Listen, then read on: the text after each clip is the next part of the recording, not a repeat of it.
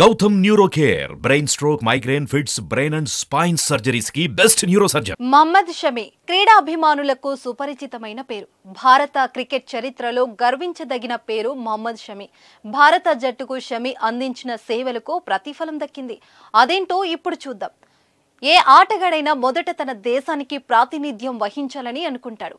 అందుకోసం రాత్రింబవలు తీవ్రంగా శ్రమిస్తాడు. National team నుంచి పిలుపు అందుకుంటే అంతకు మించిన ఆనందం ఉండదు. అయితే దేశం తరపున ఆడుతూ ఎన్నో ట్రోఫీలు అందుకోవాలని ప్రతి ప్లేయర్ కోరుకుంటారు. అలాగే సుదీర్ఘకాలం సేవలు అందించినందుకు అవార్డులు దక్కాలని కోరుకుంటారు. భారత స్టార్ పేసర్ మహమ్మద్ షమి కూడా దీనికి మినహాయింపేమీ కాదు. 10 సంవత్సరాలుగా టీమిండియాకు ఆడుతున్న షమి అద్భుతమైన పర్ఫార్మెన్స్లతో కోట్లాది మంది హృదయాలను గెలుచుకున్నాడు.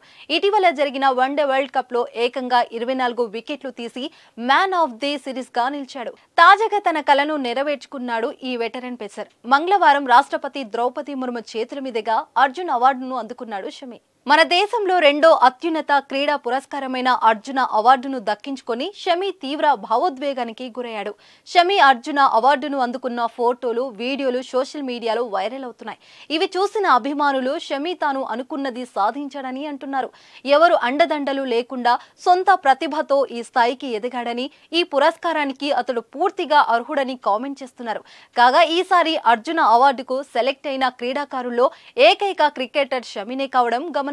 బీసీసీఐ ప్రత్యేక అభ్యర్థన మేరకు అతడి పేరు అవార్డుకు నామినేట్ అయింది. దీంతో భారత క్రికెట్ బోర్డును కూడా అభిమానులు మెచ్చుకుంటున్నారు. భారత జట్టుకు సింగిల్ హ్యాండ్ తో ఎన్నో విజయాలు అందించిన ప్లేయర్ పేరును నామినేట్ చేయడం మంచి విషయమని చెప్తున్నారు. అర్జున అవార్డు అందుకున్న సమయంలో షమి ఎమోషనల్ అయ్యాడు. ఈ అవార్డు సాధించడం తన కల అని, మొత్తానికి దక్కిందన్నాడు. చాలా మంది ఆటగాళ్ల విషయంలో జీవితాలు గడిచిపోయినా ఈ పురస్కారం దక్కదని, అలాంటిది తనకు దక్కినందుకు గర్వంగా ఉందన్నాడు. ఎంతో మంది క్రీడాకారులు అర్జున అవార్డును అందుకోవాలని ఎదురు చూస్తారని, కానీ వీక్షకులుగానే మిగిలిపోతారన్నాడు. చాలా మందికి నెరవేరని కళ ఇదని, దీన్ని నిజం చేసుకున్నందుకు సంతోషంగా ఉందన్నాడు షమి. తన ఇంజురీ గురించి కూడా ఈ వెటరన్ పేసర్ అప్డేట్ ఇచ్చాడు. బెంగళూరులోని ఎన్సీఎల్లో ఉంటూ ట్రైనింగ్ తీసుకున్నాడని చెప్పాడు.